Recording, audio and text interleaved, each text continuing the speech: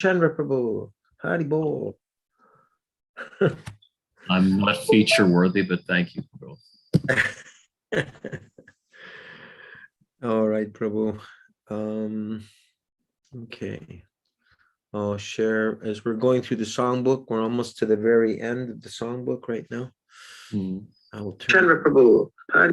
Okay, good. That's muted. And back to our screen share. And where's the song that I'm looking for right now? Okay, there it is. Let's see. Will this come up? Can you see the song there? Yes. Parama Karuna Pahudwijana, Shri Ghora Nityananda Dhoya by Locham Das Thakur from the book Damali. Did I even bring a tambourine in with me? No, but I've got my mridanga here. All right. This is the tune that Prabhupada sang when he was with the Radha Damodar party.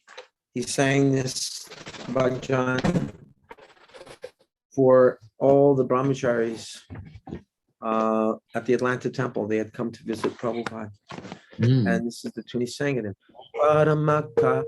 Paramakaruna Pahundujana Tai Gora Chandra Paramakaruna Pahundujana Tai Gora Chandra Shaba Avatara Shara Shiromani Kevala Ananda Kanda Bajo Bajo Bai Caitanya Nitai Sudrida Bishwasa Kori Vishaya Chadiya Sera Semajiya Muke Bolo Hari Hari Eko Ore Bai Tribhuvanenai Emona Doyala Data Pashu Pakijure Pashana Vedare Shuni Janra Gunagata Sangsare Majia Rohili Poria Sepade Nahilo Asha Apana Karama Punjaye Samana Kahoye Lochanada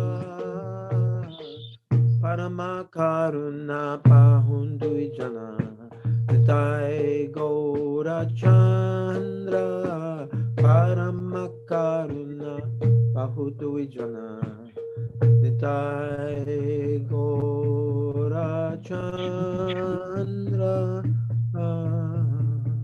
So there's three different purports. Probably the third one is the one we've read the least. So why don't you start with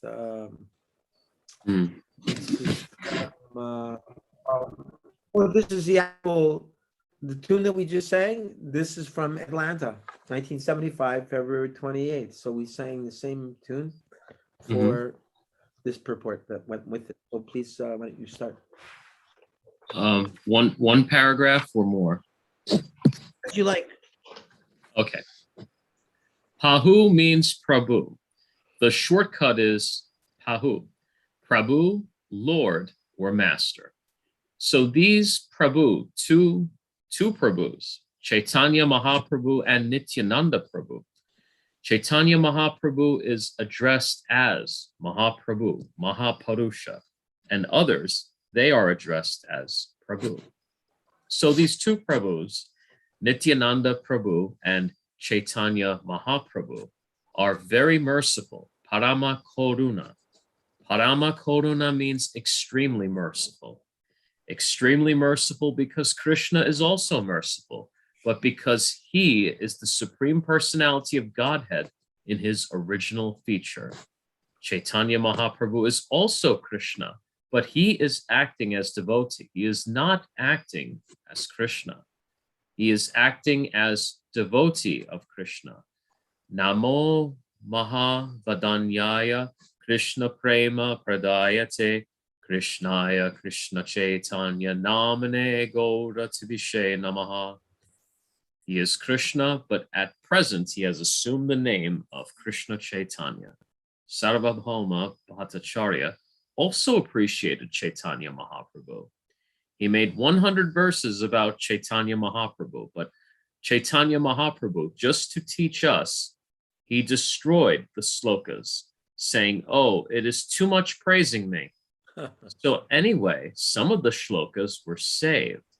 2 of them are mentioned in the Chaitanya Charitamrita. So one of the shloka verse is, you want to? Varagya Vidya Nija Bhakti Yoga Shiksharta Meka Purusha Purana Shri Krishna Chaitanya Shariradari Kripam Buddhiryastam Aham Prabhadye. That's taken from the Chaitanya Charitamrita Madhya Lila, chapter 6, verse 254. Welcome, dear God, sister. Hare Krishna, Hare Krishna. Hare Krishna, Hare Krishna. Please continue to read, Nandapatni. Sarvabhauma Bhattacharya is offering his obeisances to Lord Chaitanya Mahaprabhu, speaking like this, that, quote, "You are the original person, Krishna, but you have now assumed the form of Krishna Chaitanya just to teach Vairagya Vidya Nija Bhakti Yogam. You have come to teach the mass of people the art of becoming detached to this material world. Vairagya Vidya, Vairagya. Ragya means attachment, and Vairaga, means detachment. So we fallen souls, conditioned souls, we're very much attached to this material body and consequently in the material world. This is the disease. This is called bhava roga, or material disease, to become attached to this body. I'm an Indian, I'm an American, I'm white, I'm black. Gosh, especially nowadays. I identify with this body because we are very much attached to this body. But if we study very deeply why I am attached to this body, suppose there is some danger immediately warning, just this roof is going to fall down, we shall immediately take care of our own body, not our God brothers, because we're very much attached to this body. This is the first business, how to save this body. Now, the next question is why you are so much anxious to save this body. What will the answer be? Can anyone say why one is so much attached with this body?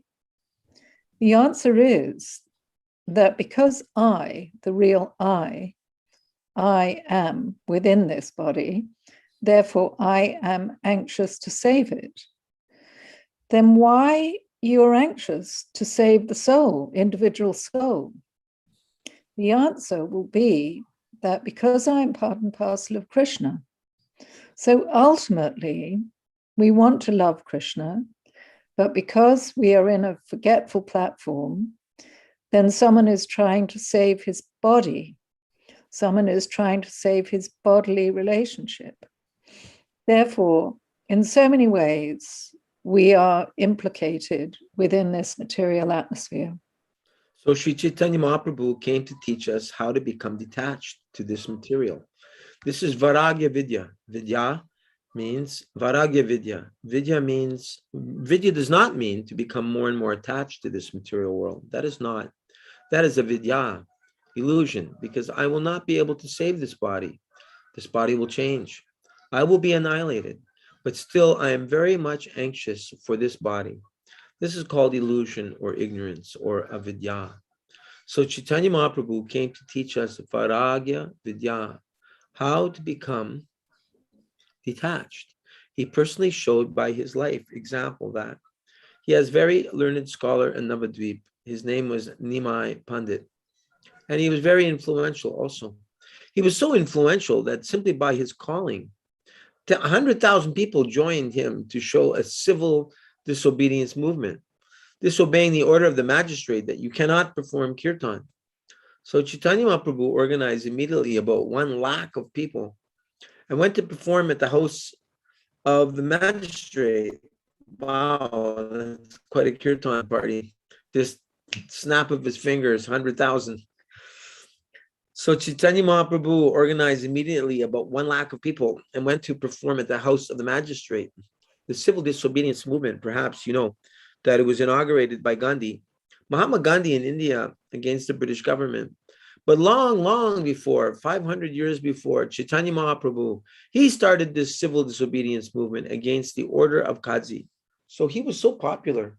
My point is that not only he was a very learned scholar, he was a young man, 20, 22 years. But he was so popular that he could call 100,000 people at once to start the civil disobedience, the social position. Krishna Chandra. He was beautiful, Gaura Sundar. His another name is Gaura Sundar, very beautiful boy, and a very learned scholar, Nimai Pandit. Nobody could defeat him, and very influential and born of a very high-grade Brahmin family. His father, his grandfather, was very, very learned scholars. So in every way, he was very well situated. Although the Brahmanas are not very rich, they do not care for money. They are interested in knowledge, Brahma Jnana. And if one knows Brahman, then he is Brahmana. Brahma Janatiti Brahmanaha. Brahmana means one who knows the absolute truth. That is Brahma Jnana. The human life is meant for that purpose. Atato Brahma Jigyasa. Everyone should be interested to inquire about Brahman, the absolute truth. At least a class of men must be there in the society. That is the brain of the society, Brahmana. Just like you have gotten the brain in your body. If the brain is absent, if the brain has gone mad, then your whole body is useless. That is the position of the present moment. There is no brain in the society, all Sudras, no Brahmanas, because nobody is interested with the absolute truth. Nandapatni. Everyone's interested how to sleep, how to eat, how to sleep, how to have sex, and how to defend. That's going on nationwide, worldwide. Therefore, our Krishna consciousness movement is interested to make a section of the people Brahman, brain, they can guide. It's not that everyone requires, neither it's possible. Unless one is very intelligent, he cannot become Brahman. Brahman means the most intellectual class of society. That is Brahman. Satya, Shama, Dhamma, Titiksha, Arjavaha. Jnanam, Vijnanam, Astikyam, Brahmakama, Svabhavajam. Bhagavad Gita, 1842. These are the Brahman's qualifications. He must be truthful, so truthful that even his enemy, he will not keep any secret. That is called truthfulness. And Shama means controlling the senses. Dhamma, Shama means controlling the mind. I think that must be a misprint because the previous sentence says Shama means controlling the senses. Dhamma must be controlling the mind. Mind is our enemy. Mind is our friend. So if we can control the mind can act as a very good friend. And if we don't control the mind, then he acts as an enemy. Therefore, the yoga system means controlling the mind, controlling the senses so that they can act as my friend. Otherwise, they will act as my enemy. Kama, Krodha, Lobha, Moha. I have 2 questions for you folks. One of them is based on Prabhupada's statement here that just trying to find out where did Prabhupada say that even dealing with your enemy, you're truthful with them, even if they're your enemy. Where was that? He must be truthful, so much so truthful that even to his enemy, he will not keep any secret. Right. Now, Chanakya Pandit says that when dealing with cunning people, one must also be cunning. So it sounds like a contradiction. I mean, I guess they each have their own application. What are your understandings of that? Yeah, it's a very interesting question. Can I try and reference something? Maybe you'll remember it better than me. It's in the Mahabharata, where Bhishma more or less knows that Arjuna is really going to come at him, and so I think Duryodhana gives him 7 special kind of arrows. Do you remember this? Bhishma had special arrows, or Drona? I think Drona, well, I don't know who had them, but it was on the Kuru side. Yeah. So it was kind of a secret. But then I think Arjuna or someone on the Pandava side found out, and they actually stole the arrows. So I guess I'm bringing it up because it kind of, I mean, they were definitely keeping a secret there. I guess they were Kshatriyas, so all's fair in love and war. Maybe that doesn't apply because they're actually Kshatriyas. You know what I mean? In other words, if you're dealing with Brahmanas, then you have to be, it seems, you have to be truthful to a fault. But if you're dealing with Kshatriyas, then there's another kind of dharma for them, would you say? Do you have a thought, Krishna Chandra? I just had a question, actually. I could be misinformed. I was under the impression that Chanakya Pandit, while he had many like sort of proverb-like quotations that could be applied to everyday life, I was under the impression that he was not part of the parampara, perhaps not a Vaishnava. So I figure if in that situation, if that is so, then wouldn't like what a sadhu says in our line kind of override whatever he has to say? Well, I always kind of got that impression that he wasn't parampara. I think they used to call it aphorisms or sort of maxims.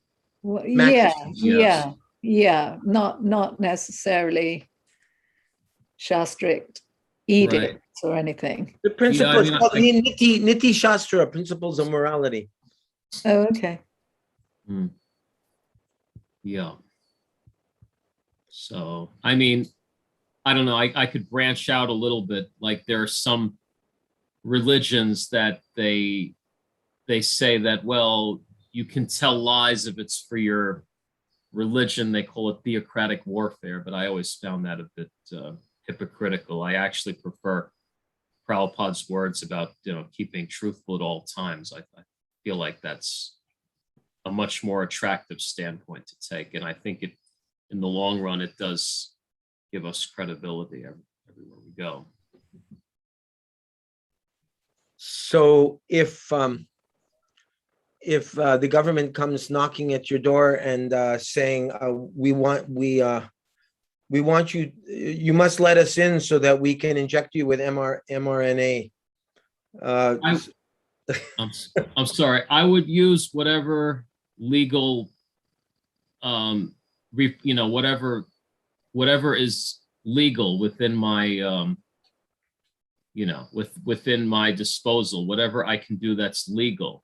And then up to that, I mean, I'm not a Kshatriya. I can't defend myself. And I've tried representing myself in court, and I've always told the truth in that case. But the the establishment always beat me no matter what. So I would just, try to at least remember the pastime of Draupadi in the hall of Duryodhana, and just, just figuratively throw out my hands to Govinda, because at that point, what else can we do?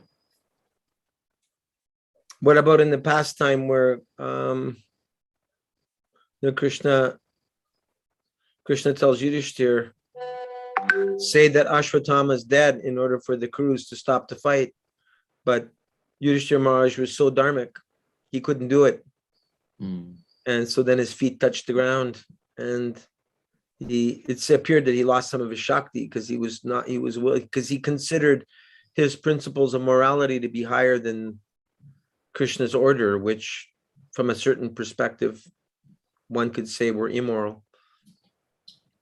Well, I mean, I think if you receive a direct order from Krishna, that supersedes everything. Yeah. Right.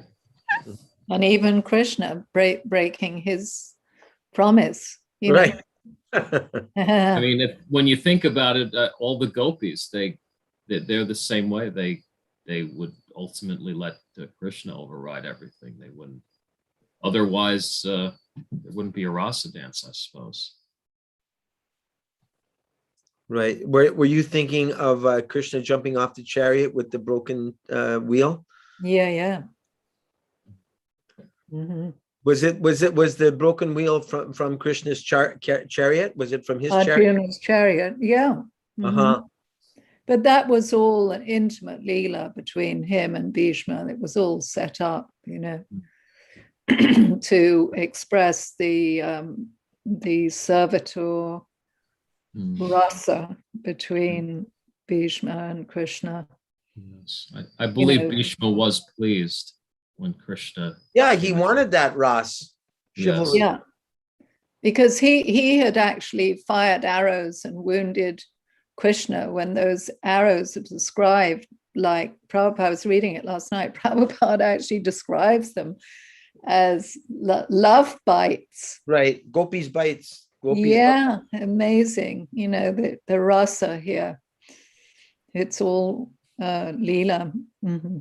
I remember the first time I read that as a young brahmachari, it was like mind-blowing. It's an absolutely beautiful exchange. The whole thing is truly magnificent. It's really totally out of the box, totally out of human comprehension without the guidance of Srila Prabhupada. Yeah. That the Lord's devotee loves to get shot by the Lord. Yeah, it's pretty amazing. Anyway. Yeah. The knowledge in the Torah, the Quran, Bible is very, very minute compared to what the Bhagavatam is giving us. I had another question. I'm just trying to see if I can even remember what it was. Maybe it'll come to me later. I can see here. Just looking over paragraphs.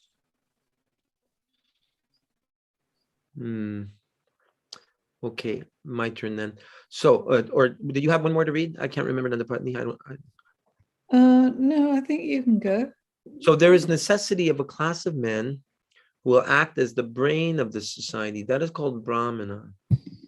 That is real human society, where there are 4 classes of men, one acting as brain, one acting as arms or armies, I know. Excuse me, let me back up for a little bit. So we have to make the mind our friend. Shama means controlling the mind. If we can control the mind can act as very good friend. If we do not control the mind, then he acts as enemy. And therefore, the yoga system means controlling the mind, controlling the senses, so they can act as my friend. So here's my question to you too. So I was speaking to a god sister of mine, and she spent a couple of years studying with the Maharishi Mahashogi and studying also Vipassana, because she wanted to become a real yogi. Her point being that she knows a lot of devotees, they chant Hare Krishna, but they haven't really realized that they're not their mind. And I had a chance, there's a Vipassana center up near where Jivan Mukta Prabhu lives, about an hour and a half north of me. And you can go there. It's a big Buddhist center, Vipassana. And they give you a little hut to stay in. They don't charge you anything.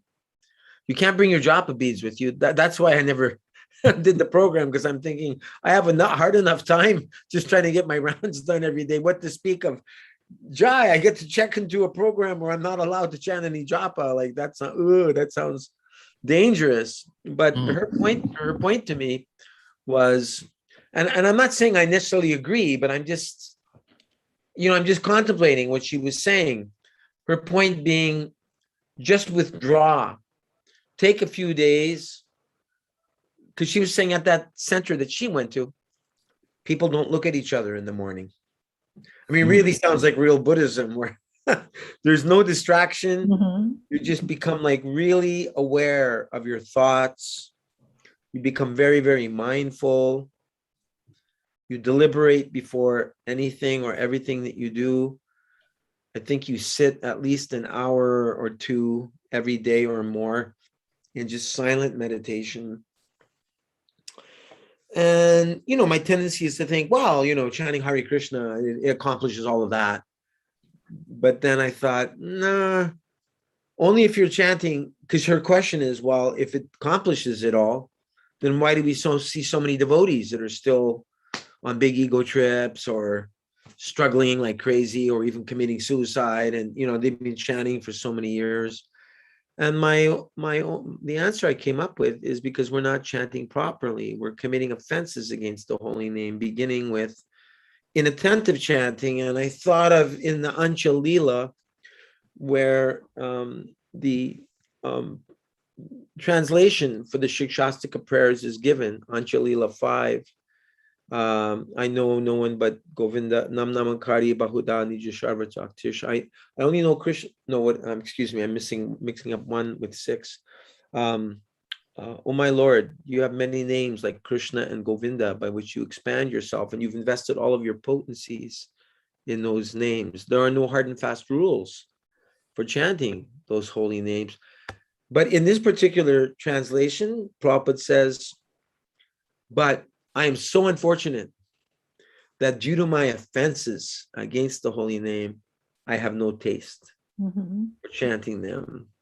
So that was the only conclusion I could come up with, because it's very, I could say for me anyway, seductive to think, well, it's true, Gora, you've been chanting for 46 years now, and you're still, to get your 16 rounds done, it's a struggle.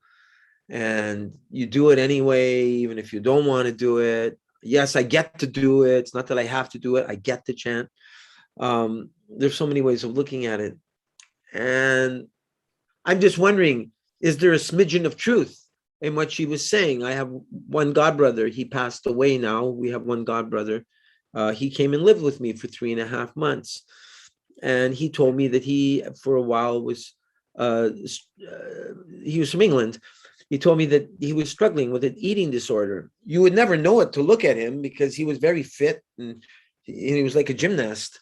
But, I saw that if he had a very high pitta, if he didn't eat by noon, he'd start becoming like disturbed. And he said he checked into a clinic where he actually had to stop chanting japa. They just took everything away. And I can't remember exactly what he did, but he focused on, maybe it was like a 5-step program. I don't remember the details. But in other words, he had to take, in his case anyway, he had to take a step back in order to take steps forward. And that's what this God sister was saying today, that we just do so many things robotically. We're not mindful about doing it, how we do it. Sometimes it's good to take some time away just to kind of hit the reset button and start again afresh, anew, so you can chant better japa. Anyway, what are your thoughts on what I've shared? Do you have some thoughts, Krishna Chandra? Oh. was hoping you'd have thoughts first. I've got lots of thoughts. No. But, you know, I was wondering if you had a response to any of that. I have to be very, very candid. I think my brain stopped working for the past couple of minutes. Oh, no worries. Well, let me leap in here. So I've thought about this subject quite a lot. Okay. And, you know, because I am a person that has been, as you know, away from Krishna. Not everyone in the group knows this, but I was completely and utterly away from Vaishnavism for 30 years. And I never would have known it unless you told me. And, you know, I went down lots of transcendental rabbit holes, you know, with, you know, the Dalai Lama and this one, that one. Okay. This, that, and the other. So in other words, this concept of mindfulness, it's not new to you. You've absolutely, you know, meditation as such can actually be very helpful if you do have a mind that goes all over the place. But what I will say is that there are two godbrothers that come to mind on this issue, Yogeshwara and Garuda Prabhu. Okay. And they put forward this point, which I think is a very mature, interesting approach, which is that, you know, Vaishnavas have to be able to think. You know, it can't be rote. You have to kind of contemplate things a bit. You know, it's not that you can just do it all in a kind of rote manner. Although, you know, Prabhupada always said there will be eventually, you know, purification. But I think, you know, this is evidenced in the books where it describes that it's the whole, in common vernacular, it's the whole enchilada, you know, it's the association, it's the sangha, it's the reading and thinking about it deeply, it's the sharing prasadam with people, it's, you know, offering things to the deity or having a deity, or, you know, I've got tulsi plants and deities now. I think it's the whole combination that enriches your chanting. Mahanidhi is very good on this point too, because, you know, he sort of goes into this Raganuga realm where because you're so entranced by things that you've read, when you're chanting your japa, you're actually kind of thinking about these things as you're chanting. So I think chanting is a whole evolution, and I think, you know, it has to be that, otherwise you just don't want to do it. And I actually think kind of forcing yourself has somewhat of a negative aspect, you know. I mean, maybe I'm completely off base there, you know. Anyway, your last sentence, please. What is off base? Well, if you're sort of forcing yourself, I don't think that's the way to go about it. I think you have to find a way that you really genuinely are getting a taste for things, a taste for sangha, a taste for contemplating what you're reading, a taste for the beauty of the murtis.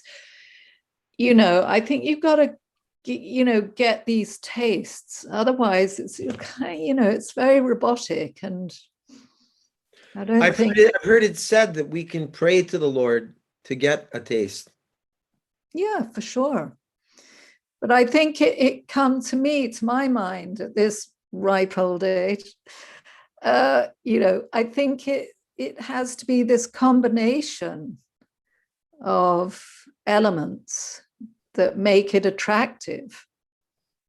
I'm just curious. Sorry for interrupting. I'm very curious to know who is this wonderful devotee, Bhakta or Bhaktin Revelry that is Hare Krishna, Hare Krishna. It's Rasangi. It is? Oh, yeah. Oh, I'm you sorry. mysterious revelry, you. I'm driving, so I have Okay. my camera off. But All I have right. my Bluetooth in my ear so I can hear and Okay. even speak. So, Jai Haribol. Good. Jai, Very thank well. you. Hare Thank you for Krishna. joining us, Rasangi. I appreciate it. I just wanted to, the question that I brought up is, we were just reading about the importance of controlling the mind, making friends with the mind. I spoke with one god sister today, and she was talking, she's a counselor herself, and she was saying how she's noticed a lot of devotees, although they've been chanting 16 rounds for, or maybe even more, for so many years, they haven't necessarily developed, the right mindset or devotional qualities. And her suggestion was that by doing some vipassana and taking a step back from not chanting, this helped her to reflect more on how she's not her body and not her mind. I mean, we know we've never heard Srila Prabhupada preach like this. I'm just wondering, do you have some? She was advocating meditation, that it's very good to do some meditation, even if it's, what TM advocates, or et cetera, et cetera. Wondering if you have any thoughts. Who, me? Yeah. Yeah, I mean, this is a great topic, and I'm a part of a lot of different groups these days. I'm Yeah. part of Guru Das's Vedic Care Project, and I'm on a Mana Siksha group with 27 other devotees once a week now. And I really do see the value of devotees doing some things to enhance their ability to control their minds, and to be able to chant better rounds, and to be able to devote themselves more wholeheartedly to whatever seva they're doing. So we've already talked about this, about that idea of spiritual bypass, Gora. We've talked about this before, right? You and I? A little bit, not a lot. Now, Rambora talks about this a lot. Is Many devotees don't take care of business on this level. They leave things undone, and it's very messy, and they try to jump over, and then they fall down because they can't keep it up. in other words, they're acting as though they're more advanced than what on the platform they're actually on. Yeah, they're really trying to jump over. And we know that doesn't work. Why do we constantly hear Rupa Goswami talking about uprooting the anarthas, getting rid of the anarthas that keep us earthbound? And like your friend was saying, we know you can do meditation. These things are not bad. They're actually good if they're used in the service of Krishna. He gives us everything. He's the origin of everything, right? Right. But people use it for the wrong purposes. If we're using these skills to heal ourselves and to become better Savites, Yes, that's wonderful. That's glorious. So, yeah, there's a need. I agree. And what Nanda Patni was saying, we have to have a taste. We have to have a higher taste. Otherwise, who's going to give up everything? Who's going to be able to do that? Nobody. Mhm. It's not a forced thing. It's like got to be because we're blissfully engaged and we're naturally letting go of those things that are lower tastes. Right. Yeah. Even this getting together like this with a few of you 3 nights a week, I find for myself, I can feel a difference in my consciousness, because you're the only devotees I actually have any contact with, like face to face, if you want to call this face to face. Right. Can I say something Yes, as well? yes, Krishna Chandra. Oh, thank you. I mean, I can relate to what Nanda Patni Mataji was saying. To some degree, I did explore.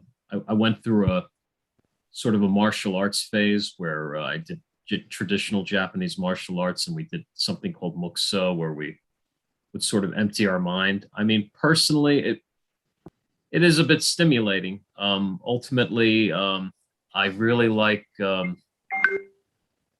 I feel that we do need to be old school in certain ways. I think Srila Prabhupada would never say don't chant, but I think the most I could ever justify for myself is just to do quality over quantity. Just do japa that is actually, more quality. Just for instance, I think my Guru Maharaj never liked us to be distracted while chanting, and I think he'd rather we, sat down, and he made this point a few times, and it's just something I've been working on, because I've gone through some spots where my sadhana was abysmal, so I'm trying to have quality. Right. That makes sense too. Yeah. It just and I think one of the other things is that some of these other things, like you were doing, Prabhu, can help us to focus better. Well, the mind is a problem if it's uncontrolled. So some of these other mindfulness meditation, using your breath. I attended a devotee breath workshop recently. Very wonderful tools for us to use in the service and to help us reel in the mind and not have it be so wild, so that we can focus on hearing the holy name better. Yeah. And our service throughout the day. I mean, I could be, going off the rails a little bit, but there was an old movie, which it was called Ken. It was about a young, Japanese swordsman who he was really desperate to get his focus up, and he had this menial job that was a little beneath him, and he said to everyone this maintains my focus. And I feel like in some ways, when I work for the post office, I'm a letter carrier. I feel like in a way that actually did help me to have better focus, to have a better mindfulness. Before that, I was a bit scattered, absent-minded. I mean, I'm not really overly happy with my job, but it did teach me some very basic skills, like how to focus when I don't want to focus. So it could be I feel like I don't want to say I'm in the know on certain higher topics, but I feel maybe sometimes it is just a matter of having very basic skills and honing them that can basically help us in our spiritual lives. Agreed. Yeah. That's great. I think some of these skills can actually act as a doorway to higher truths. They can help us. They can help us by being a doorway, because if we're so undisciplined, like anger and lust and frustration, all of these things have to be given up. How do we do that? There's obvious we have to give up those lower modes and come to at least mode of goodness. We can't jump over from the mode of ignorance or passion to the transcendental realm. So why don't we practice being in the mode of goodness and thus become qualified to be to be bestowed upon, delivered the higher truths. Yeah. Indeed. So. There's no shortcuts. Yeah, no shortcuts, right? It's a state of consciousness. Yeah. And it seems to that idea of whatever is favorable to the cultivation of Krishna consciousness, accept that, and whatever is unfavorable, reject it. So I think what I've resolved for myself is it's not that one has to stop chanting Hare Krishna in order to chant Hare Krishna better. It's chant Hare Krishna plus whatever else is going to help you to chant Hare Krishna, going to bed early. Exactly. Yeah. I mean, I think about some of our god brothers who are very established academic professionals in this country and in England, at Oxford University and whatnot. And they're superbly professional people that are respected in their own right. Not that that's what they're looking for, but they have to have an enormous amount of discipline in their particular professions. And arguably, it makes them very, very, very contemplative about the philosophy. And I'm sure that's got to be, a wonderful stimulus for actually chanting. You're talking about who in particular? Like Shanaka Rishi and Garuda. Amarendra. The young Amarendra. Yeah, and who's the other There's one? Many. Saying Yogeshwara. Oh yes. They're very, very contemplative about what they read in the books. It's not that everything's just rote. It's not that you're a parrot and you just repeat everything. You have to think about it very deeply and contemplate things and reflect. And on a personal level, I find that makes me more interested in chanting. And also, I totally agree with Krishna Chandra that, it really is the quality that matters. Yes, of course. I really, that's super important. I mean, just imagine if it was you. Would you want somebody chanting your name robotically? Or would you want someone chanting your name with love? Come on. It's not like a different, there's similarities. Although we're on a grosser platform, Krishna's looking for our love and affection. He's looking for our attention because he's got an insatiable desire for Ras. Insatiable desire for Ras. So he wants each one of us to show up with affection and love for him. And then he reciprocates. There's a big difference between Hare Krishna, and Hare Krishna, Hare Krishna. Yeah. It's about the heart. Yeah. So much so. That's why Prabhupada said our chanting should be like that of a baby crying for its mother. Yeah. I mean, that's desperate chanting. I remember I used to go to the Shrine Circus with my mom when I was 5 years old. She would take me. And I remember when I went to this circus, I was like, what, when it's a break and you go into the foyer there and they're selling cotton candy. So it was like an ocean of kneecaps because I wasn't any taller than anybody's knees. I can still remember this. And there were so many people. I got separated from my mom. And all of a sudden I found myself in an ocean of kneecaps. And I didn't know where my mom was. And I just became totally overwhelmed. Terrified. That I would never see my mom again. And I just started crying. And someone took me by the hand. They took me by the hand and they took me to the administration. And then I heard a voice, attention, there's a little boy here at the front desk.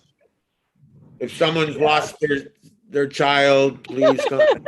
And then my mom was like, oh, what a relief. I was never so happy to see my mom in my whole life. And I was so grateful that someone was making that announcement for me. So I guess Srila Prabhupada is, he's like that announcer trying to help us connect with our Father Krishna. I know. Because we're lost here in the material world. Father, Mother, everything. Yes, Father, Mother, everything. Vijay Garanga Prabhu, welcome. You're the only one that hasn't read, Prabhu. Would you like to continue? Sure. I was just going to say, sometimes, at least I've come across, there's a narrative often found in ISKCON about chanting that doesn't matter, any way you chant, it's going to be good, which in one regard is true, but unless we do progress beyond that completely neglectful, offensive stage, like everyone's been saying here, the quality's lacking. And so I think sometimes that narrative is a little bit wrongly pushed. That doesn't matter. But it does matter. It does, because we want to keep ourselves inspired to keep chanting. Otherwise we lose the taste and it's like, what's the use? What amazes me sometimes is how long a person can go on with kind of like just doing it because I got to do it. lackluster. It's amazing how long some people do that. It's like, Yeah. I've seen it in my own practice. It's like, wow, Yeah, I'm why amazed am I that, doing this? yes. We're living in a land of distraction. It's so easy to find reasons to not prioritize chanting. Oh, so true. Okay, please continue, Vijay Guranga Prabhu. So there is necessity of a class of men. Gora, there it is. So there is necessity of a class of men who will act as the brain of the society. That is called Brahman. That is real human society, where there are 4 classes of men, one acting as brain, one acting as arms or armies or protection, one acting as belly or the food digesting machine. Unless you eat and digest food, how your body will be maintained. So everything is very scientifically designed in Vedic civilization. So in the Kali Yuga, there is scarcity of Brahman. Brahman is Vairagya. A Brahmin is not interested with pounds, shilling, and pence. Get money and enjoy. That is not Brahman's business. What is enjoyment? That is illusion. You cannot enjoy. Oh, Oh, did he bounce off? Cannot enjoy because you are conditioned by the stringent laws of nature. And where is enjoyment? There is no enjoyment, but they are thinking, I'm enjoying. This is called illusion, Maya. Boy, talk about a Debbie Downer for the material world. Prabhupada's that person. You are not enjoying. This is illusion, Maya. There cannot be any enjoyment. Are you back to Vijay Guranga? I am back. Okay, there cannot be any enjoyment. Yep. Srila Prabhupada is busting everyone's bubble. He's just not letting them enjoy it. Or he's giving us slaps of reality. There cannot be any enjoyment.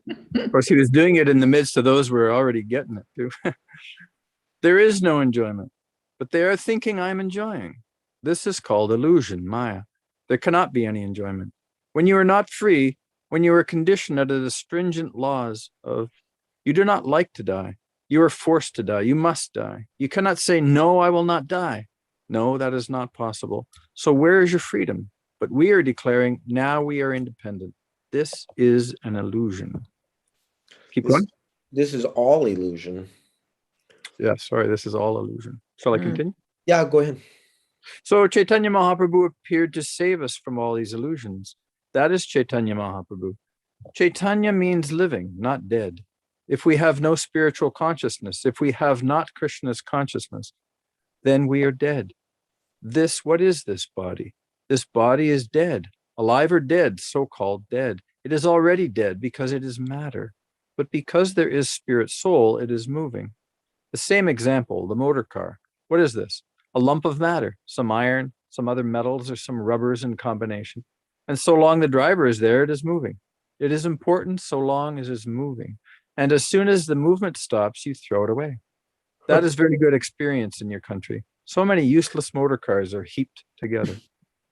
So similarly, the Brahman means one must know that who is the driver of this body, Brahma Gyan. So at the present moment, nobody knows who is driving this body. So therefore, all Shudras, 4th-class men. There is no 1st-class man.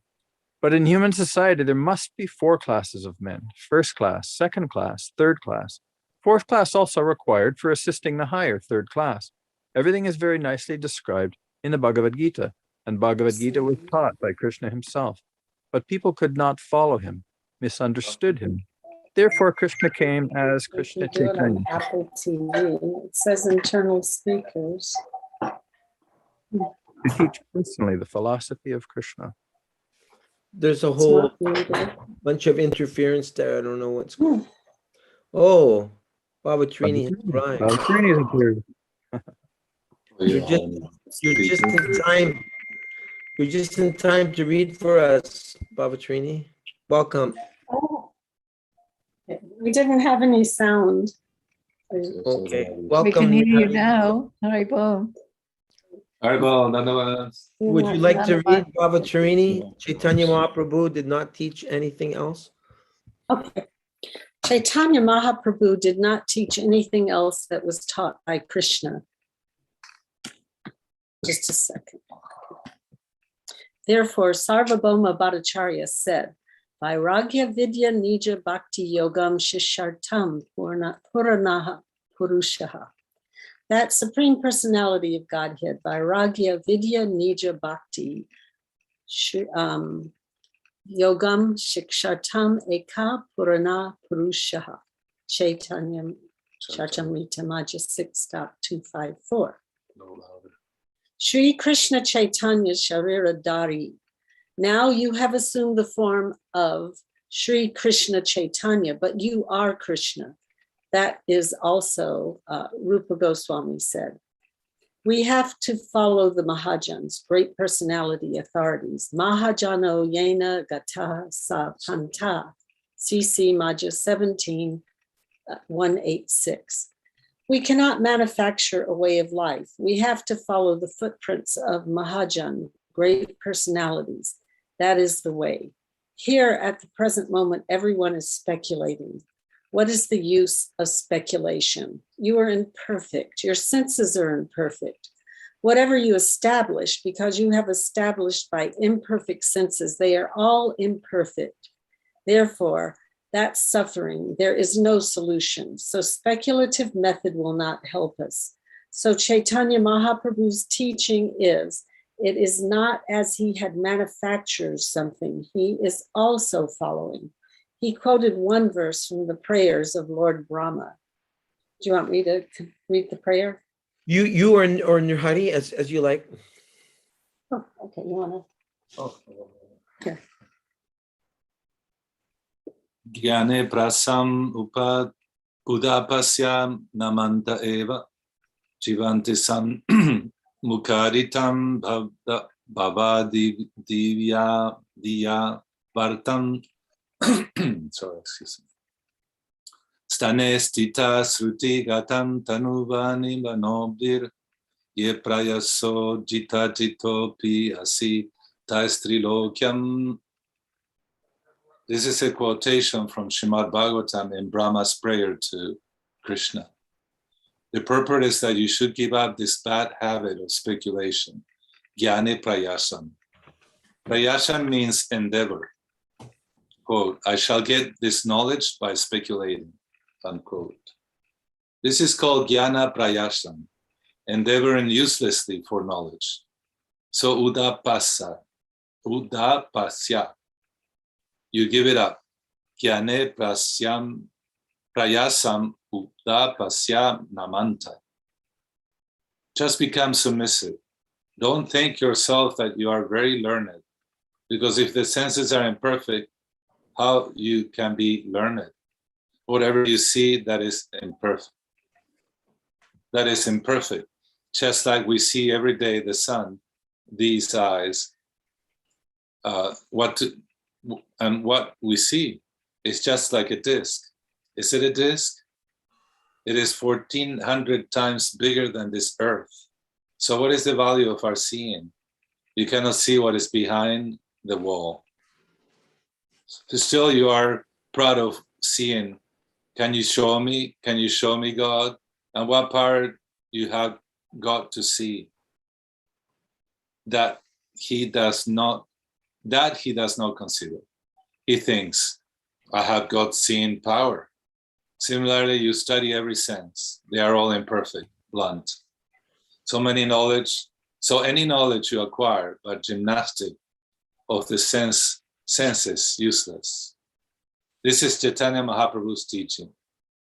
Not Caitanya Mahaprabhu's. It is the Bhagavat's teaching. And Caitanya Mahaprabhu's the same. So we have to give up this nonsense idea that, quote, I can attain to the perfect knowledge by speculation. Manodharma, by speculation. Manodharma, mental gymnastics, unquote. This will not help us.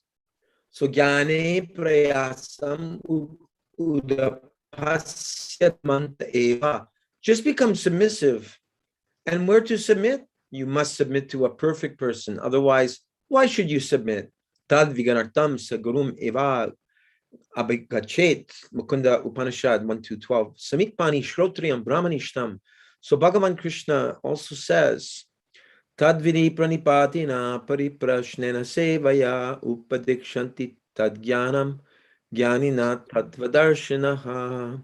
Tattvadarshi, one who has seen the things as it is. Go there and from him take the knowledge, not that one who is speculating. This is the process, Vedic process. Therefore, it is called Shruti, Shravanam. Shravanam Kirtanam Vishnu, Bhagavatam 7.5.23. Shravanam means hearing, Kirtanam means glorifying. Of whom? About Vishnu, not for anything else. So Sri Chaitanya Mahaprabhu approved this point when he was talking with Sri Ramananda Roy. Ramananda Roy suggested various methods of self-realization. So Sri Chaitanya Mahaprabhu did not reject them. He said, yes, it is also nice, but you go further above. Go forward still. So in this way, when Ramananda Roy quoted this verse from Srimad Bhagavatam, Jnane Prayasam Udapasya, he said, no, in the beginning, he had a whole bhaya, age kaha. This process is not very important. It's external. If you know better than this, say, so in this way, after many rejections, when Ramananda Roy came to this version, Jnane Prayasam Udapasya, Chaitanya Mahaprabhu did not say that it is useless, eho bhaya, eho hoya. Yes, it is nice, eho hoya. It can be accepted. That is the beginning. That don't try to speculate, just become humble and meek and hear from the realized soul. Namanta jnane prayasam udapasya namanta eva. Just become submissive. Do not think that you know by everything. That is your illusion, Maya, because you cannot know everything. You may know something that is not possible, that you know everything. Krishna Chandra, Prabhu. Thank you, Prabhu. So to know everything perfectly, you cannot do it simply by speculating or handling your senses. Imperfect senses. San mukaritam bhavadiya vartam. You hear from the realized soul. So Krishna, hear from Krishna, that he is perfect. And stane stitaha. To hear about Krishna, do you not require to change your position? Stane stitaha. You are medical man. That's all right. Remain medical man. You are scientist. That is all right. You are lawyer. That's all right. You are fool. That's all right. Because everyone is fool. But they are divided by mental concoction that here is a fool. Here is a learned. Because the learned is also a fool. But by mental concoction, he is recognized as intelligent. Same mental concoction. Dvayate padra badra sakali samana. Chaitanya Charitamrita Kar said that in the material world, this is good and this is bad. This is all mental speculation. Dvayate Bhadra Bhadra Sakali Samana E Bhala E Manda Saba Manodharma. That division, that this is good, this is bad, it is mental speculation. It has no value. It has no value. So this mental speculation will not help us. And therefore, stane stitaha. You remain in your position. It doesn't matter, good or bad. The mental speculator's verdict that this is good, this is bad, this is intelligent, this is fool, they are all mental speculation. That will not help. Can I ask something? What is car? Chaitanya Charitamrita car. Where was that? Somewhere in the beginning. About 4 lines up. Oh, yeah. Yati Badra Badra after that. Right, I see. Sakali Samana, Chaitanya Charitamrita Kar. Maybe that's maybe that was one of the edits that needed to be done. Yeah, that's why Yeah, okay. There's an opportunity for Dravida or Shai one. Let's not go there. Okay. We could get the actual recording and pinpoint that area. Or someone could be following along with the book as well. I mean, if someone had, I mean, I could go in my bedroom and find the actual book, or we could look it up Well, on. I just We have thought the somebody teachings. might know. I thought someone might know. that No, what- but some what- devotees do like that. They, when they're reading together, someone reads from the new and someone reads from the old, and they compare. Yeah, there is. I know there's some differences. We have a new edition of Chichen Solar Chaitanya. Nanda Patni, where are you? So you remain in your position, either in good or bad, it doesn't matter. But you do one thing. Stane stita shrutigatam tanu van manobi. You use your ear. That ear is bestowed upon everyone, either fool or learned. So use that ear. Stane stita shrutigatam tanu van manobia. One who remains like this, although he is imperfect fool, whatever he may be, he can conquer the Ajita. Ajita means God. Nobody can conquer him, but a devotee who sincerely hears about him from the realized soul, he can conquer even Ajita, Krishna, just like the gopis. The gopis were women, and not very high-class women, cowherds men in the village, not in the town, very educated, high society, Brahmin, Kshatriya. No, they all belonged to the Vaishya class, and they were women, not Vedantists, not scholar, but they conquered Krishna. Why? And that is this. They heard about Krishna, and they became lover of Krishna. That is required. So that is the real qualification. Chaitanya Mahaprabhu, he was so strict about womanly association. Still, he recommended Ramya Kachid Upasana Vrajavadu Vargibi Ya Kalpita. Quote, there is no better type of worshipping Krishna than the system which Vrajavadu, the gopis, adopted to love Krishna. That is the first class. That is the recommendation of Vedic Shastra. Savai pumsam parodamo yato bhakti adoksaje. Srimad Bhagavatam 126. First class religion. Religion means to understand God. That is the sum and substance.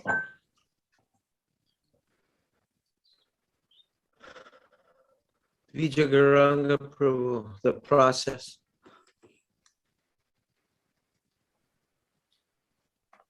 Is Vija there? Sorry, I was muted. There he is. Yeah. The process may be Muted different Samadhi.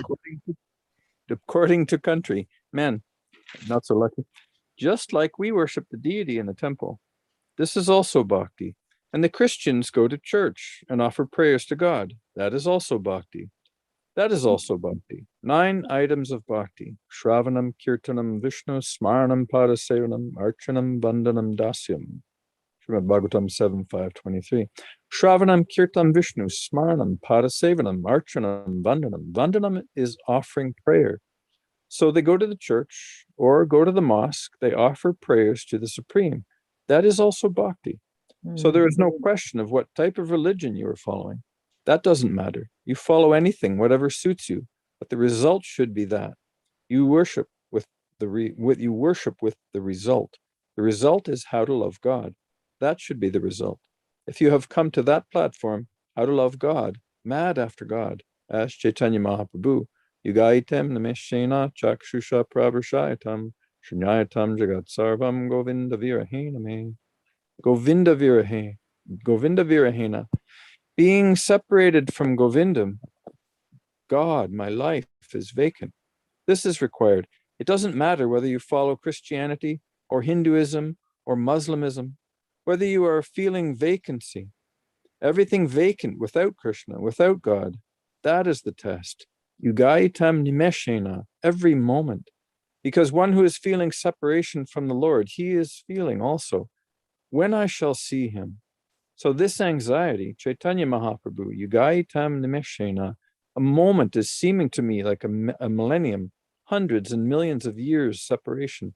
That is love. If you love somebody, and if you, of course, in the material world, this love is not possible. There is no love in the material world. It is all lust. So love means loving God. That is love. Could you scroll it a bit?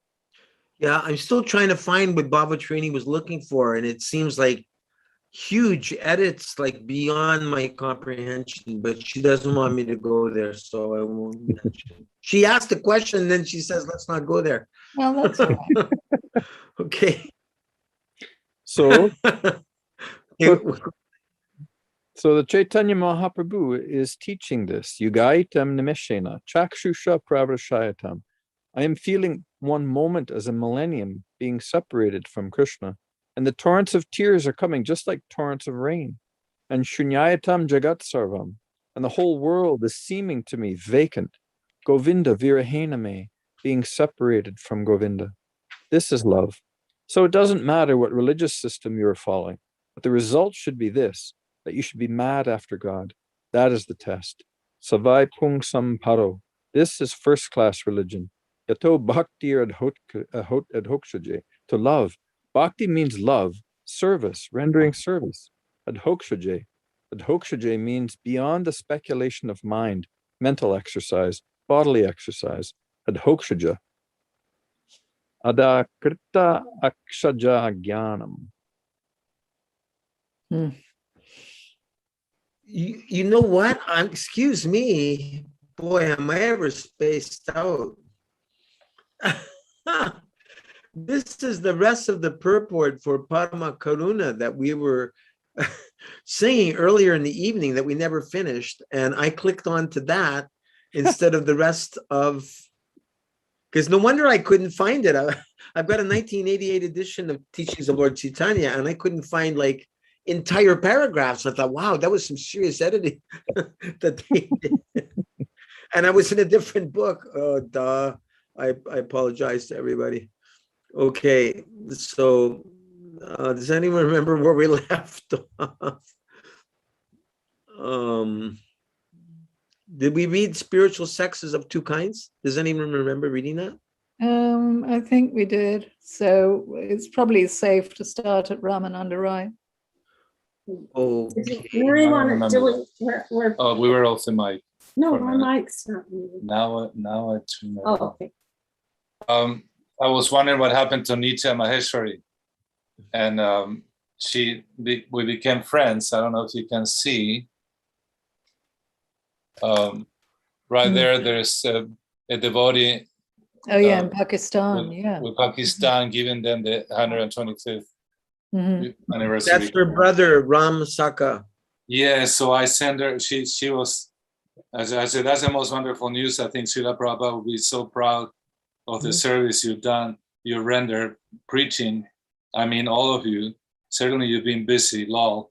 I said to our humble obeisances, Nri Haridas and Baba Trini, and she responded. She briefly, what she said is that she works 12 hours a day and that she really misses the coming to classes, that she will try in the future. She had to quit her job because they told her either get so-called vaccinated or you can't work here anymore. So she left a very high-paying profession. She had 250 doctors under her care.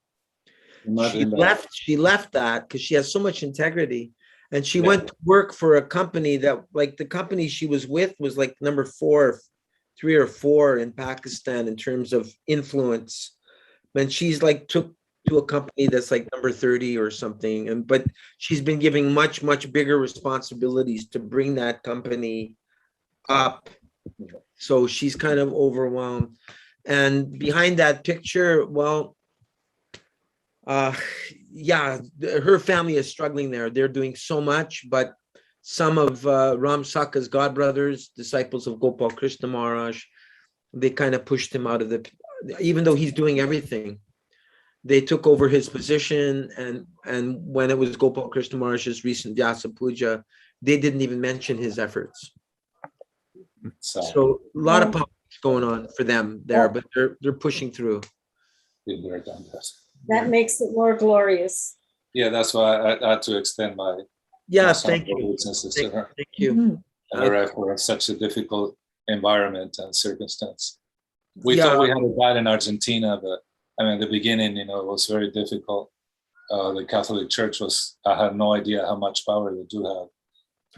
I find it very, very ironical that in a situation where one would normally think the Muslims would be inimical to the devotees, they're giving millions of rupees and even going to buy them a Sankirtan van. And his own godbrothers, disciples of Gopal Krishna Maharaj, are conspiring how to take their position and giving them all kinds of difficulties. The Muslims are cooperating and the Vaishnavas are creating politics. They're all fighting. Yeah. Crazy. Okay, so I think let's see, where are we now? Whose turn is it? I think it's Bhavatrini again. Oh, Yes, Ramananda. Wait, explain. so what are we reading now? Teachings of Lord Chaitanya? Yes. Okay. We just finished the purport of the bhajan we sang We're earlier. just so close to finishing. Yeah, just 1.5 chapters to go. Okay. Okay. Ramananda Roy then explained that Krishna is attracted both for men and women, for the movable and the immovable indeed, for all living entities. For this reason, he is called the transcendental Cupid. Ramananda Roy then quoted a verse from Srimad Bhagavatam 10:32-2, stating that when the Lord appeared before the damsels of Raja smiling and playing on his flute, he appeared just like Cupid. There are different kinds of devotees who have different aptitudes and relationships with the Supreme Lord. Any one relationship with the Lord is as good as any other because the central point is Krishna. As stated in Bhakti Rasamrita Sindhu, Krishna is the reservoir of all pleasures, and he is always attracting the gopis by the spiritual luster of his body. He especially attracts Tarika, Pali, Shama, and Lalita. Krishna is very dear to Radharani, the foremost gopi. Like Krishna, the gopis are glorified by Krishna's pastimes. There are different kinds of relationships with Krishna, and anyone who is attracted to Krishna by a particular relationship is glorified. Are any of these, other than Lalita, are they what are called the Ashtashakis, the Taraka? No, they're not. They're not. He's mentioning from the different camps and the different, you have about 4 major divisions and there's other divisions and like that. But you have those who are favorable. Lalita Vishaka, they're very close to Radharani. They form a gan or a group. And we are, Bhaktivinoda Thakur says, I'm Kamala Manjari, and he's waiting for Lalita to take her by the hand to be introduced to Radharani. So that's one group, and they worship both Radha Krishna with the inclination towards Radhe. That's like Rupa Manjari and all the other, those Manjaris are, but the inclination is only Radha. Shama has inclination towards Krishna. She's towards Krishna. The other ones are probably neutral or some there are are 4 inclined. types. What is it, Vipaksha, and I can't remember the Sanskrit, but there's Chandravali, and so she's Radharani's cousin's sister, and she's completely submissive. And so we just heard in Chaitanya Charitamrita that Chandravali's concept is that I am Krishna, I belong to Krishna. But Radharani's concept is higher. It's Krishna is mine. So as Prabhupada says that the goal is unalloyed devotional service, pure devotional service, like the gopis. That's the goal, and that is the only thing that could bind Krishna to us, bring him to our heart and keep him there. Did Siddhanta make it today? No, he has not No. come. I'll ask Because him. we- I'll tell I him that. think he recently, I don't know if it was on these classes, he was telling us that someone explaining how Srila Prabhupada got the word unalloyed from when the ship pulled into Boston Harbor, and there was a big sign that said unalloyed steel. And Well, I think they were trying. Right. Yeah, I remember that. There's a Yeah. video. Okay, Yeah. whose turn is it? Nirhari or Babatrini, or Yeah. did you finish already? Very hurry. I don't know if you finished. I did 2 paragraphs. Unless Okay. you want me to Krishna's be so okay, beautiful. and do more. Yeah. Yeah, okay. Krishna is so beautiful, transcendental, and attractive that he sometimes attracts even himself. The following verse appears in Gita Govinda. Vishwesam anuranjanena janayam anandam indivara srenishamala komalaya upanayam angairanangotsavam swachandam braja sundaravir abhita pratyangam malingita sringara sakhi murtinam ivamado mugdho hari kirati. My dear friend, just see how Krishna is enjoying his transcendental pastimes in the spring by expanding the beauty of his personal body. His soft legs and hands, just like the most beautiful moon, are used on the bodies of the gopis. When he embraces different parts of their bodies, he is so beautiful. Krishna is so beautiful that he attracts even Narayan, as well as the goddess of fortune, who associates with Narayan. There is a story, I forget, I think it's by Vishwanath Chakravarti Thakur, where Krishna is in the Nanda Baba's palace. You go and you pass way past it. I didn't finish I finished that paragraph.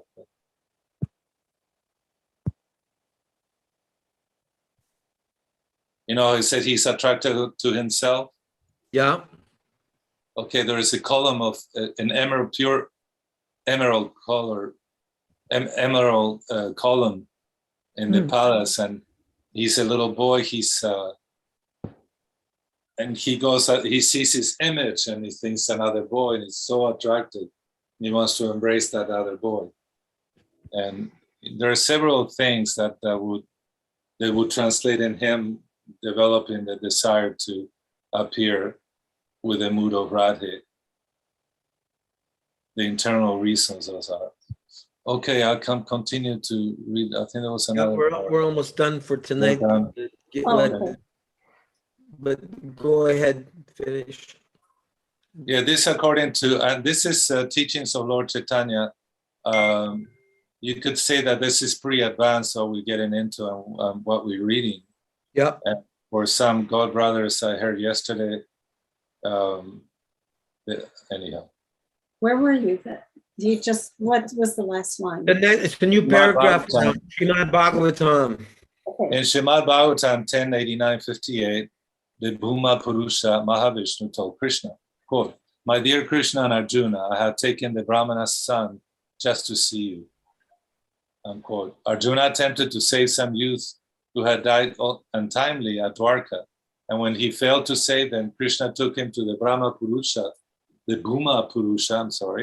and when the Bhuma Purusha brought forth those dead bodies as living entities, he said, quote, "Both of you appear to preserve religious principles in the world and to annihilate the demons." Unquote. In other words, the Bhuma Purusha was also attracted by the beauty of Krishna, and he concocted this pastime just as a pretext to see Krishna. It is recorded. Who's the Bhuma Purusha? Vishnu, Lord Vishnu. Oh. Mahavishnu. I've never seen him called Bhuma Purusha. This is the first time too I see Bhuma Purusha. That means the predominating male of Bhuma, of earth, or what does that mean? I don't know. Don't speculate. I'm not. I was. So where were we? In other words, in other words, the Bhuma Purusha was also attracted by the beauty of Krishna, and he concocted this pastime just as a pretext to see Krishna. It is recorded in Srimad Bhagavatam 10:16-36 that after the serpent Kaliya was punished by Krishna, one of Kaliya's wives told Krishna, "Dear Lord, we cannot understand how this fallen serpent got the opportunity of being kicked by your lotus feet, and when even the goddess of fortune underwent austerities for several years just to see you." And the acharyas, they said that she's still doing austerities. Yeah, at least 12 celestial years, so, some tremendous amount of time. You don't hear So too I'm many. thinking, or that's for the next devotee, I think. Excuse me? No, That's 2 paragraphs. that's 2 paragraphs right there. Yeah, I'm just thinking you don't hear too many wives speaking to Krishna saying how fortunate her husband is that he got kicked by you. These are the devotees. They're like, very, very special. Nagapatnis. They're Nangapatnis. Naga. Nagapatnis. Nagapatnis. Yeah. Vijay Garanga, would you finish the evening for us? Just read this short and longer paragraph. Sure. How Krishna is attracted by his own beauty is described in Lalita Madhava 8:34. Upon seeing his own picture, Krishna lamented, "How glorious this picture is! It is attracting me just as it attracts Radharani." After giving a summary of the beauty of Krishna, Ramananda Roy began to speak of the spiritual energy of Krishna, which is headed by Srimati Radharani. Krishna has immense energetic expansions. 3 energies are predominant: the internal energy, external energy, and marginal energy. This is confirmed in the 6th chapter of Vishnu Purana, where it is said that Vishnu has one energy, which is called spiritual energy, and it is manifested in 3 ways. When spiritual energy is overwhelmed by ignorance, it is called marginal energy. As far as spiritual energy itself is concerned, it is exhibited in 3 forms because Krishna is a combination of eternity, bliss, and knowledge. As far as his bliss is concerned, his spiritual energy is manifested as the pleasure-giving potency. His eternity is manifested as energy, and his knowledge is manifested as spiritual perfection. As confirmed in Vishnu Purana 1.12.69, quote, "The pleasure potency of Krishna gives Krishna transcendental pleasure and bliss," end quote. Thus, when Krishna wants to enjoy pleasure, he exhibits his own spiritual potency known as Hladini. You can finish. Krishna enjoys. Bengalis always. Krishna enjoys his spiritual. Go ahead. You want me to go? Yeah. In his spiritual form, Krishna enjoys his spiritual energy, and that is the sum and substance of the Radha Krishna pastimes. These pastimes can only be understood by elevated devotees. One should not try to understand the Radha Krishna potencies and pastimes from the mundane platform. Generally, people misunderstand these as being material. When the pleasure... What? I just thought that'd be a good place to start next time about Mahabhava. That's a good, Okay. yeah. You can remember it. Yeah. So any closing comments from anyone? I'd like to hear something more about Bhuma. Do you have the database? Can you go hook up onto database? Please know my computer. And I went into this one. It says the same thing. Bhuma Purusha is Mahavishnu. No, I was thinking that if you can go to database and find out. Another one is called Bhakti Base. Okay, if someone wants to do that for Wednesday, I'm going to go and complete some japa right now. You look like you're fading. As soon as you start chanting, you'll be wide awake.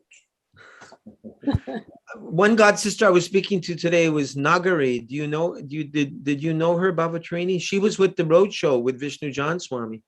I was with the road show at the beginning before Vishnu Jan came. Okay, wow, even more of a pioneer.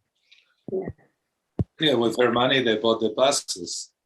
It was actually Kirtananda Maharaj who started the show.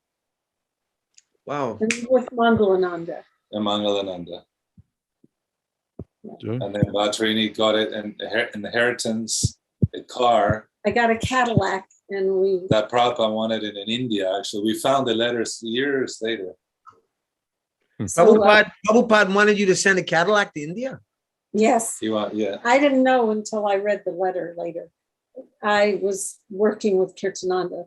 So Kirtananda was using we were in Atlanta Temple, and Kirtananda was using the car like his home, his Bhajan Kutir. He would chant japa in it. He would take prasadam. Yeah, those little tables. The back seat had tables like an airplane. And so one day the road show had a Unitarian church show. And when I got the car, it was brand new. It had 10 miles on it. Anyway, they were ready to go to the show, and they were going to do the Age of Kali. So Vrindavan Chandra was Kali. It's before Sudama joined the road show also. And Aura, or Norma, she was Sin. And so she played the part of Sin. So in the Cadillac, Kirtananda was driving, a brahmachari was sitting next to him, and Vrindavan Chandra was next to the window, and Norma was sitting on his lap. In the back seat were 4 brahmacharis with mridungas and things, and they're driving to this program, and Norma says, they used to call Kirtananda Swamiji. So Prabhupada became Prabhupada, and then everyone started calling Kirtananda Swamiji. She goes, Swamiji, isn't it Maya for me to be sitting on Vrindavan Chandra's lap? And he said, well, isn't it Maya for me to be driving a Cadillac? He said, you mean you're driving us all to Maya? So when they got back from the show that night, I didn't go. It was a small, show. And Kirtananda comes up and says, we need to sell the Cadillac, and we're going to buy buses for the Traveling Road Show. I see. So the next day we went to the bank and we sold the Cadillac, and then they went and used the money to buy 3 buses. Even though Prabhupada wanted you to send this Cadillac to India? Well, he wrote a letter to Kirtananda, I saw the letter where he said, oh, I guess you're right, to Kirtananda, that we won't be able to get parts. But he said, if they see me in this car in India, they think a demigod has come. But I wanted to use it for, preaching strategy. But he told Kirtananda, okay, don't send it. It would be too difficult. So that the beginning of the Radha Damodar program was the selling of your Cadillac to buy a bus. Yes, 3 buses. Wow. One Cadillac bought 3 buses. Who would have known that history about the Radha Damodar traveling party? That it's probably in Vyasaki's book. Okay. He interviewed her. Yeah. I'm just reading Ridha Prabhu's new book right now. It's a manuscript. Oh. And he's talking about traveling around with Tripurari Swami, very early days. Anyway, I better go finish some japa. We'll see you on Wednesday. Bye.